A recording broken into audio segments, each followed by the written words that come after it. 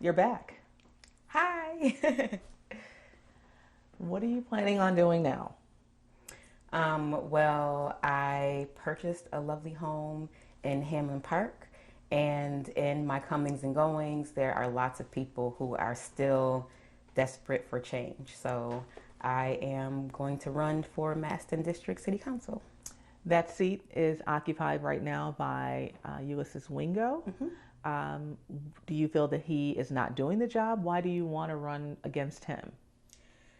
The city of Buffalo has faced so many crises in the last few years: the pandemic, the May 14th massacre, this horrible snowstorm, and disproportionately every single time we know that the east side is impacted more. More lives are lost. We're still dealing with food deserts, a lack of housing, a huge racial wealth gap, a huge homeownership gap, and someone has to do something proactive in order to undo the harms of the past. And I haven't seen that come out of the current council member's office or his legislative priorities.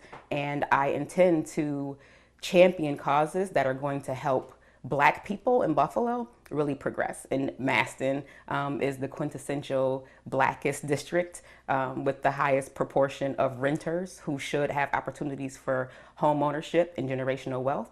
And that's what I intend to run on. What is he doing that's so wrong that he needs to be removed? I wouldn't say that there's anything that he's doing right. I just don't think there's much that's being done. Every policy that comes out, every resolution is a reaction to something, and I see very little proactive planning for how we turn this around in the future. And I don't know if you meant to say you don't feel that there's anything he's doing right or anything he's doing wrong. There's just nothing. Most things are a reaction. There are lots of resolutions, but I have failed to see any ordinances or actual legislation that is being put forth. I think that Masten is a district with a lot of potential. We have a lot of folks who really love this community and work hard to make it a great place to live, work, and play. And we are not seeing that energy matched by many of our elected officials. When you ran for mayor, you did well in Masten, and this is where the mayor lives. How well did you do? And do you think you can equal that? I won Masten, and I think that I can equal that. And when I'm in the community, there are a lot of people who feel like that mayor's race is a dream deferred. So many people, particularly in these neighborhoods, are ready for some semblance of change. And, you know, whether I'm in a coffee shop or in Tops, there are people who are just walking up to me and hugging me and saying, "Don't stop. We need you. Please run again." And I think that this is a perfect opportunity. Lots of folks had concerns about my experience in moving into an executive position. So what better way to prove my worthiness than to be the Masten District Councilwoman? And do you feel this is probably best for you at this particular time? I feel like this is best for my community. There are a myriad of other things that I could be doing, that I am doing. I have experience in nonprofit leadership. I am co-teaching at a number of colleges and speaking out at universities all across the country. I'm still a registered nurse, so I could be doing a number of things, but I prefer to do what is the mandate of the people. And right now, I think we've waited long enough, and we need someone who's going to co-govern, who's actually going to listen to the constituents and not only the gatekeepers, and really do what's right for Masten District and the Buffalo community. So if you were to become the councilwoman for the Masten District, priority number one? Priority number one is housing. Not only dealing with our eviction and housing crisis. Masten District has one of the highest eviction rates in the entire state. But also making sure that there are opportunities for homeowners to get access to loans and grants for repairs, supporting small landlords, supporting tenants who want to move from rentership into ownership, and really enforcing proactive property inspection so that we're making sure that we can help folks get their properties up to code and make sure that absentee landlords don't have our people living in squalid conditions. When you are in the council, that's the legislative branch, right? You still have to work with the executive. How would you work with the current mayor? I think the last time we talked, I was expressing my disappointment that we hadn't talked, right? I think that a good idea is a good idea, whether you like the messenger or not.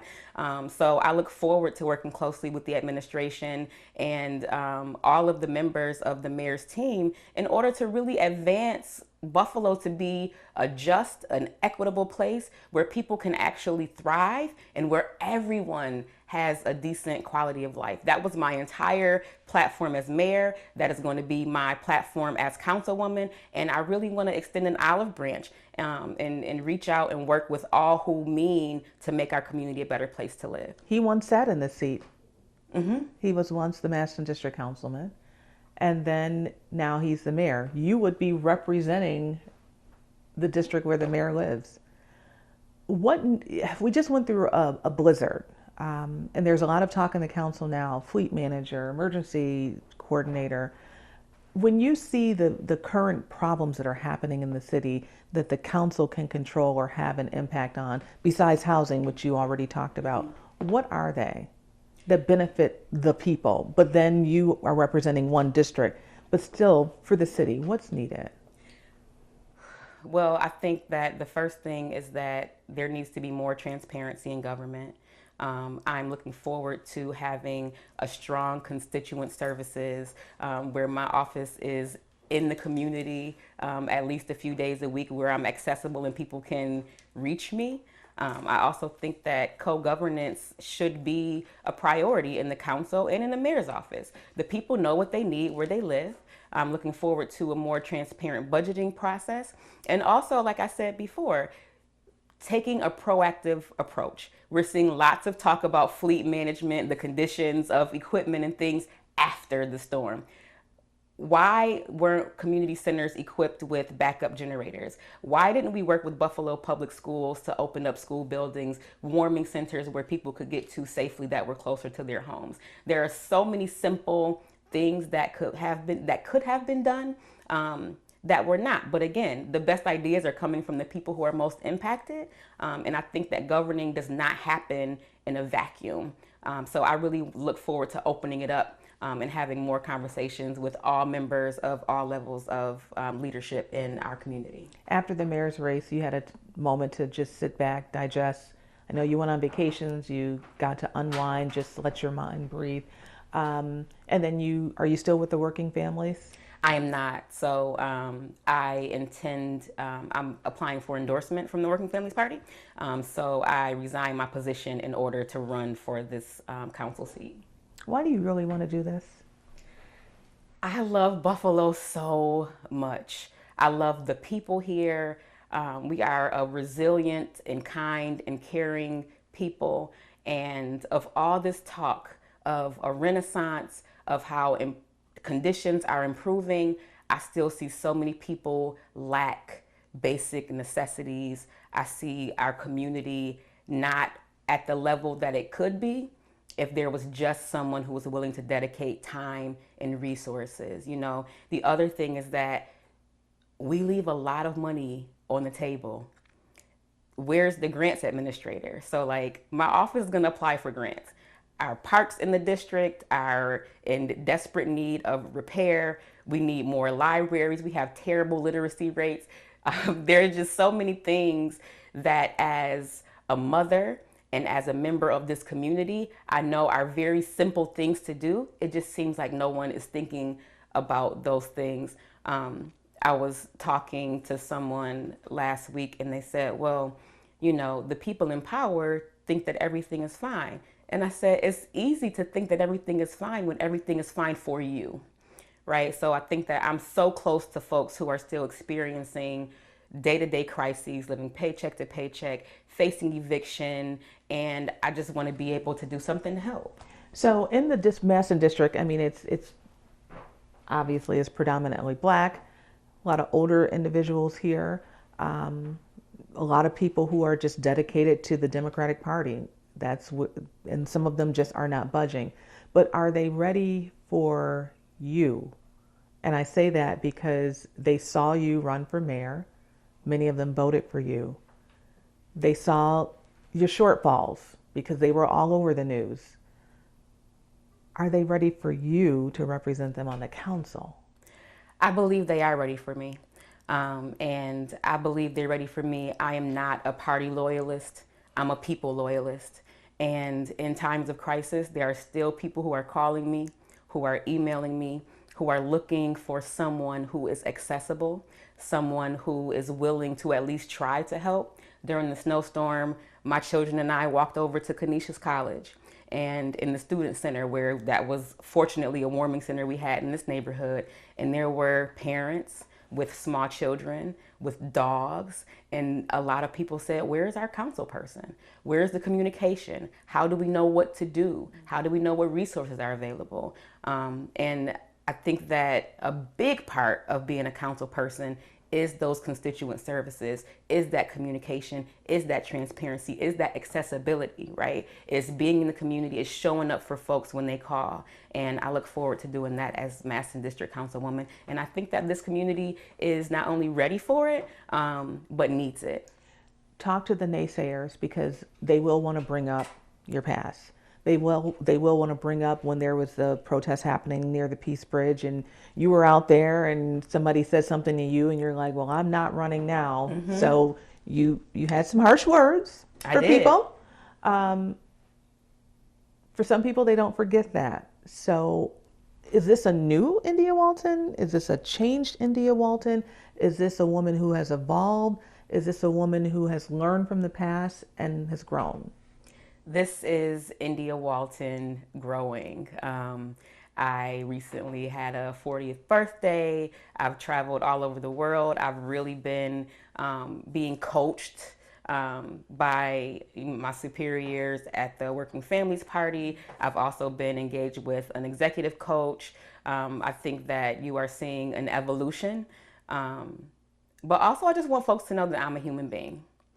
And one of the things that makes me uniquely qualified to run for Masten District and to legislate for Masten District is that I have experienced firsthand a lot of the challenges that this community face. And I've overcome a lot. And I would just encourage people to get to know me. I think that, like they say, to know me is to love me. There are lots of people who do. And I find that folks who are still apprehensive, most of them have never had an actual conversation. So I'm around. I'm in the community. I encourage folks to reach out. My email is india@indiawalton.com. If you want to invite me to your block club meeting or have coffee or tea and have a sit down, I'm always more than willing to show up and have a conversation. And so a woman on the council would mean what? A woman, so today's the first day of Black History Month.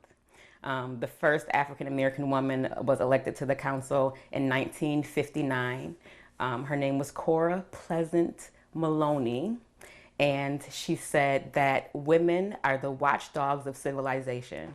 And I think that having feminine thought on the council is going to drive us more toward social change that this community so desperately needs, right? Like, who is thinking about actually getting to the root causes of our poverty problem, of our housing crisis, of our public safety problem. I think that a woman is going to be a very positive addition to our legislative body in the city of Buffalo. And just a couple more bullet points. As you are a council member, they work with all departments of government, and police, fire, they have to come before them. How well do you think you can work with those departments, and is there something that you would push or ask of them? I really think that we need more transparency in government, and I think that we have a lot of departments, commissions, and committees that are defunct and not functioning well. Which one? One of them is police oversight. The Commission on Citizen Rights, Citizen Human Rights, that is supposed to handle civil rights complaints through City Hall, has not produced a report, has not responded to any inquiries. And I think that the Common Council should be using its subpoena power when people are complaining about interactions that are not aligned with Buffalo Police or Buffalo Fire policy. I feel like I have decent relationships with police officers, right? And fire and Department of Public Works employees. When I am able to interact with them, I think that during the mayor's race, a narrative was told about me that wasn't necessarily true. And because those images and that rhetoric was being repeated, folks believed it. But that's not who I am. I live here. I want to live in a safe community. I'm raising my children here. I have 4 sons, and I want them to be safe and successful also. But again, it's about building bridges. It's about extending those olive branches, building those relationships, and letting people know that I'm here about my people's business. And would you be willing to speak out against not only injustices, but when Black people do wrong, you have to call them out for that? I think about the looting that happened during the blizzard. That was just simply wrong. Would you be willing to sound that alarm and say, this is not right?